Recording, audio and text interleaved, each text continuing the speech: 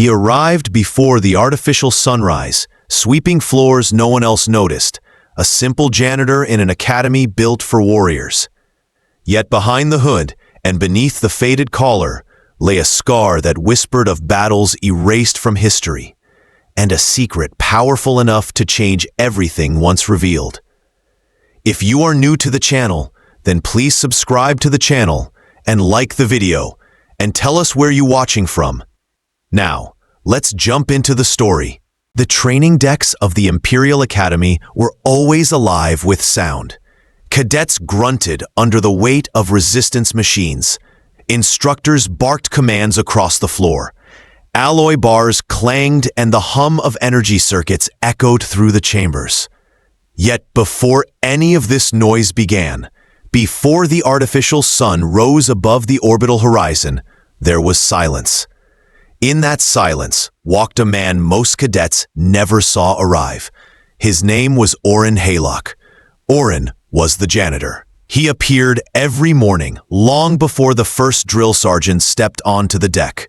He carried a simple broom, not the advanced cleaning drones preferred by the academy, but a tool from another time. His hood stayed low over his face, his eyes downcast, and his boots left faint red stains of dust from colonies far away.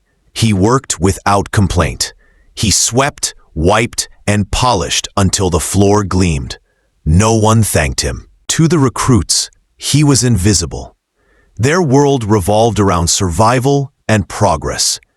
They pushed through circuits that tested body and mind. To them, the man with the broom was background noise, no more remarkable than the steel beams of the facility. But small details stood out for those who cared to notice. Oren moved with precision, as if each task had been rehearsed 1,000 times. He folded towels with military tightness. He aligned the resistance plates with balance and care, as though weight and density mattered beyond storage. There were rumors whispered among older instructors. Some said the janitor had been around longer than any of the cadets had trained. Others claimed no one ever saw him clock in or out. He was always there at exactly the same time, 4:30 standard. Never early, never late. To the Academy's records, he was listed simply as maintenance staff, human, non-enhanced. Yet to the observant, he was something else. One morning, a cadet named Jarek bent to adjust his training boots. His eyes caught a glimpse of skin beneath the edge of Oren's collar. It was scarred, weathered, and marked with something faintly glowing. A symbol, not decorative, but purposeful. The kind of mark that looked earned, not chosen. Jarek blinked and looked again, but by then, Oren had lifted the collar back into place. The image stayed with him. Jarek had grown up hearing stories of ancient divisions, groups of humans who had once fought in wars the Empire never admitted existed. Their marks were rare, nearly erased from history, but they spoke of sacrifice beyond reason. Could it be that the janitor carried one of those? He told no one at first. He doubted himself. Maybe it had been light, maybe sweat, maybe fatigue. Yet a seed of suspicion had taken root. The following cycles, Jarek began to watch more carefully. He noticed how the janitor lifted heavy bars with ease, never straining, though his frame seemed ordinary. He noticed how Oren scanned the room without staring, his gaze sweeping like a silent assessment of threats and exits. These were not the habits of a man who had lived an ordinary life. While recruits mocked and hurried past, one figure never joined in. Captain Selrick, the Academy's stern instructor, gave Oren a look of recognition. He never spoke to him openly, but his silence carried weight. Selrick was known for discipline, for cutting through arrogance with cold authority. Yet even he lowered his tone when the janitor passed by. To the younger cadets, it was confusing. Why would a respected captain treat a cleaner with such respect? But those who had been in service long enough sensed something. They felt it in the way Oren's presence changed the air. He said little, but the discipline of the deck seemed sharper when he was near. Oren never sought attention. He avoided unnecessary words. His replies were brief, polite, and final. Morning. Affirmative. All yours. Nothing more. But the quiet strength in his voice was enough to still the careless. The academy was not an ordinary place. Its training was brutal, its standards impossible for most species. Cadets cried out as their bodies broke under gravity simulations. Some washed out within weeks. Some lasted longer, but never graduated. Yet every day, as sweat and pain filled the deck, the janitor had already been there. Silent, unseen, wiping away residue, arranging gear, preparing the ground on which legends would rise or fall. The unseen worker became part of the academy's rhythm. To most, he was nothing but a man with a broom. But to those who noticed, to those who saw the scar beneath his collar or the strength in his hands, he was a mystery waiting to be uncovered. Jarek carried the image of that mark like a secret burden. He felt something stir in him each time he saw Oren move with that calm certainty. He began to wonder if the stories of hidden warriors were not as distant as people believed. Perhaps one of them still walked among them, carrying a broom instead of a blade. And so the whispers began. Not loud enough to disturb training, not bold enough to challenge authority, but quiet questions spoken in corners. Who was the janitor? Why did he never leave? Why did Captain Selrick never challenge him? Why did his hands hold the strength of someone who had known war? Oren offered no answers. He continued his work. Every sweep of the broom, every polished mirror, every folded towel carried the same quiet precision. He seemed untouched by curiosity, untouched by mockery, untouched by praise. But his silence was not emptiness. It was the silence of someone who had lived through storms no one else could imagine. The unseen worker remained in the shadows, and the academy trained on. Yet deep inside, a truth waited to be revealed. And Jarek knew it was only a matter of time before the scar on the janitor's neck became a story no one could ignore. The academy was a place of discipline and order. Cadets woke before dawn, trained until their bodies shook, and studied until exhaustion dragged them into restless sleep. Yet amid this harsh routine, a new undercurrent was forming. It began as a single question in the mind of Cadet Jarek, after he glimpsed the strange mark on Oren Haylock's neck. Soon, that question spread like a quiet spark through the sleeping quarters, carried by whispers. Jarek told his bunkmate, Lyron, about what he saw. At first, Lyron laughed, shaking his head. He said no janitor carried marks of warriors. He claimed it was probably just an old scar, nothing more. But as Jarek described the faint glow and the precision of the symbol, Lyron's laughter faded into thought. Curiosity took root. Within days, the whispers grew louder. Though never in the open, recruits shared stories during meal cycles and late at night when the barracks dimmed. One claimed the janitor could move faster than anyone his age had a right to. Another swore he saw him lift a graviton bar that required 3 cadets to carry. A third pointed out how the captain himself seemed to avoid direct confrontation with him. Some cadets dismiss these stories as nonsense. They believed the human was simply a relic, a man clinging to routine in order to survive. They mocked the idea that he might be more than what records showed. They called him ghost, phantom, or relic when his back was turned. Yet the jokes were uneasy, and the laughter never lasted long. The truth was, everyone noticed something. Even those who tried to ignore him. Oren's movements were too exact, too purposeful. His silence carried weight. In a place where weakness was punished, his calmness was unsettling. Captain Selrick noticed too. Selrick had been a soldier before he became an instructor. He had seen men who carried themselves with the same quiet confidence. He had seen warriors who had endured more than most could survive. Selrick did not speak of it, but his watchful eyes and guarded respect confirmed to some that their suspicions were not unfounded. During one training session, a red-skinned cadet named Groden decided to test the silence. In front of a group, he smirked and called out to the janitor, "Hey, old man, you ever do more than sweep floors?" The room froze for a breath. Oren did not respond. He continued wiping the mat as though no one had spoken. Groden laughed awkwardly, but the noise died quickly. Captain Selrick's boots struck the floor as he approached. Without raising his voice, he leaned toward Groden and said, "Show respect if you want to keep training." The warning carried enough force that Groden fell silent at once.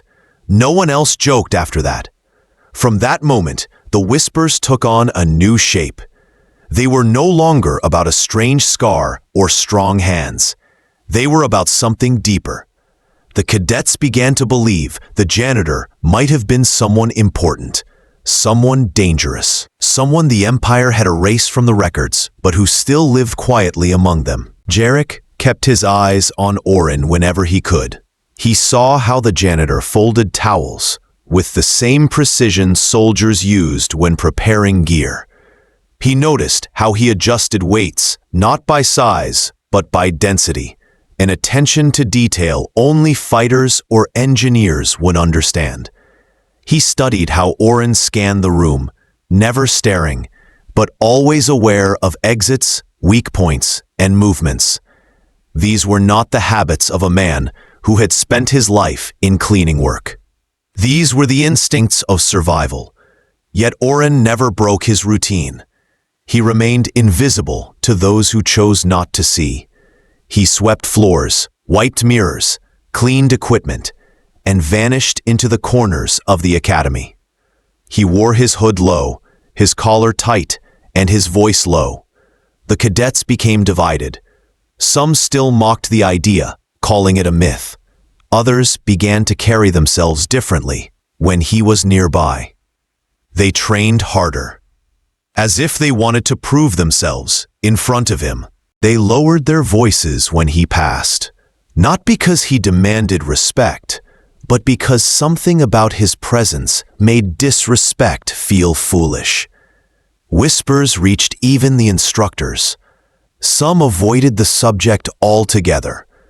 Others exchanged quiet looks when Oren passed, a look that said they had seen men like him before, men who had done things the Academy would never admit publicly. To the cadets, the Academy had always felt like the center of the galaxy. Their lives revolved around tests, trials, and survival. But now, in the shadow of the janitor's silence, they realized something larger existed beyond their walls. Someone among them carried the weight of a hidden past, a story buried in scars and silence. Jarek began to wonder, not if the rumors were true, but why the man would hide. Why would someone with the strength of a soldier choose to sweep floors? Why would someone with the bearing of a warrior choose to remain invisible? At night, he stared at the ceiling of his bunk, replaying the glimpse of the glowing scar. He thought of the way Captain Selrick treated the janitor, not with pity, but with caution. He remembered the weight with which Selrick silenced Groden. These things painted a picture no one dared complete, and so the whispers lingered. In training halls, in barracks, in the cafeteria. A quiet mystery walked among them, sweeping floors before dawn.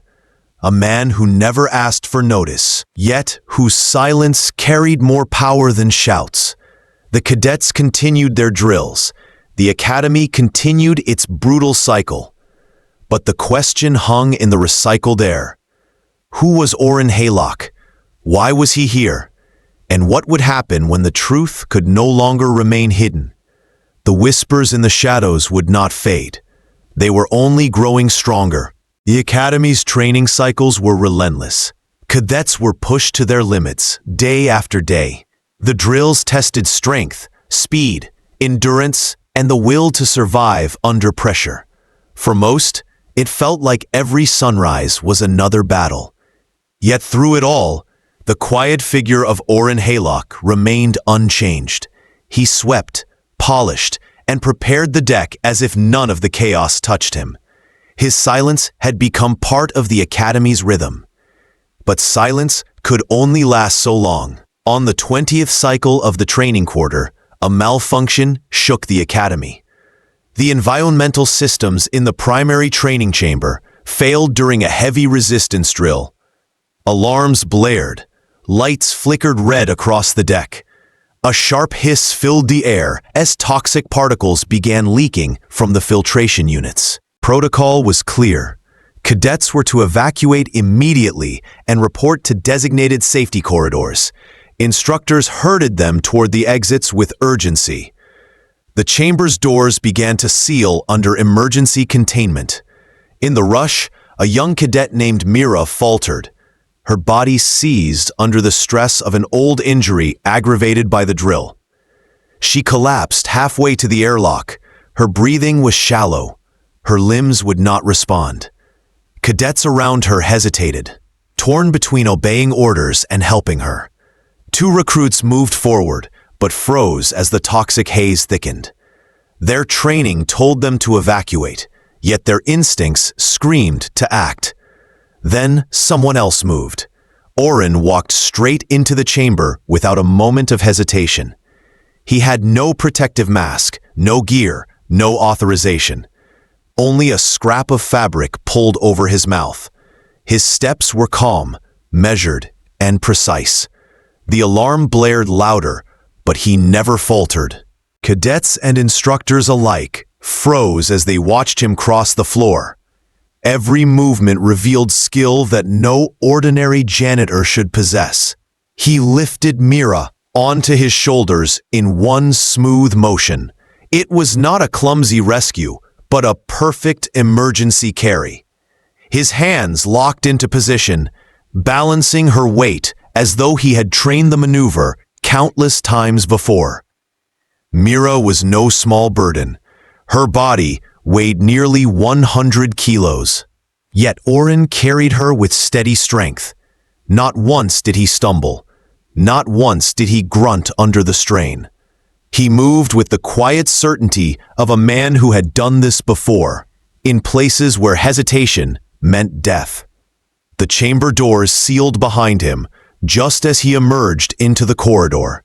His eyes were red from irritation, but his breathing was even, controlled. He set Mira gently onto the evacuation mat and stepped aside. The emergency response team rushed in to stabilize her, but everyone had seen who saved her. No official report recorded his action. The Academy's files listed the incident as a system malfunction, resolved with no casualties. Orrin's name was nowhere mentioned. But the truth lived in the eyes of every cadet and instructor who had witnessed it. That was the moment whispers became certainty. Jarek could not stop replaying the sight in his mind. The calm steps, the flawless carry, the refusal to show pain. This was not the work of a maintenance worker. This was the instinct of a soldier, someone who had trained under fire, someone who had walked through danger too many times to count. Later that evening, as Orrin wiped down his cleaning cart, Jarek's sharp eyes caught another clue. Stitched into the inside pocket of the cart was a patch, black on black, faded with age, but unmistakable in shape. The symbol was nearly hidden, yet still clear enough to recognize. 3 letters, nearly erased. SD7. The Shadow Division, 7th Unit. Legends spoke of the Shadow Division as ghosts of war. They were humans who volunteered for impossible missions during conflicts the Empire never acknowledged. They fought in silence, disappeared without names, and left behind nothing but whispers. Most believed they had been erased from history. Yet here stood one of them, sweeping the academy floor. Word spread quickly, though no one dared to speak too loudly. Cadets who had once laughed at the idea of a hidden warrior now fell silent when Orin passed. They no longer mocked his broom or his hood. They watched him with new eyes. Captain Selrick, who had remained silent for so long, now watched him with recognition. He did not speak openly, but his gaze said more than words. Selrick knew what the cadets had only begun to understand. Orin, however, remained the same. He continued his tasks without interruption. He swept, polished, and prepared the deck just as before. He did not acknowledge the change in how others looked at him. He did not seek thanks or recognition. But something had shifted. The cadets trained harder when he was nearby. Their complaints faded. Their excuses vanished. They knew they had witnessed what true strength looked like. Not the strength of enhancements or machines, but the strength of a human who carried the weight of battles unspoken. Mira, the cadet he saved, recovered quickly.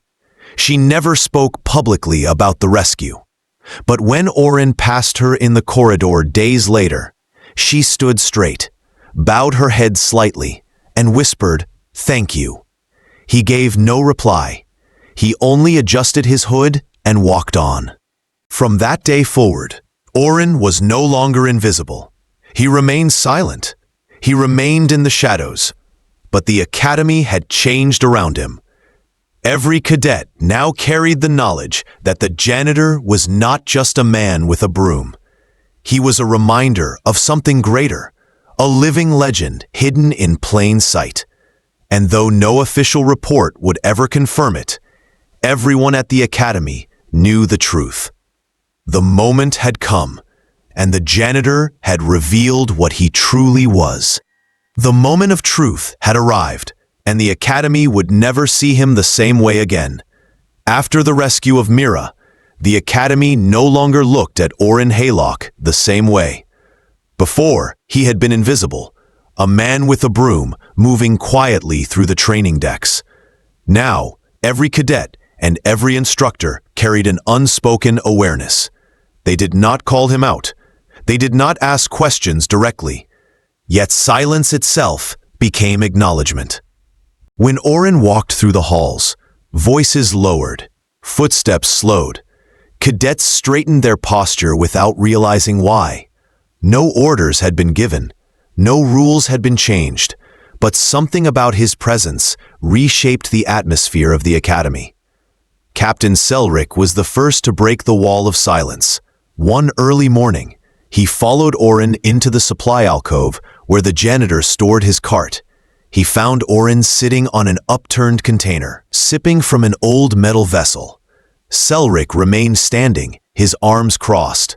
For a long moment, neither spoke. Then Selrick said, "I was stationed on Europa during the Third Conflict. I saw men who carried themselves like you." Orin did not reply. He kept his gaze steady, calm as always. Selrick continued. There was an incident, a mission beyond Titan's shadow. No support, no records. 2 operatives deployed. Only one returned. They said he carried his partner 2 kilometers through vacuum, sealed his own suit with nothing but patch foam, and disappeared before debriefing. No name, no file. Just a ghost. Was that you? Orin lowered his gaze to the floor. After a pause, his voice came, measured and quiet. You ask questions with dangerous answers. Selrick nodded once. He did not press further. Before leaving, he added, "They believe they are learning combat here, but what you show them is something deeper. Something no program can teach." Then he walked away. The conversation spread no further. Selrick spoke of it to no one, yet his quiet respect for Orin only deepened, and the cadets noticed. In the days that followed, small changes appeared.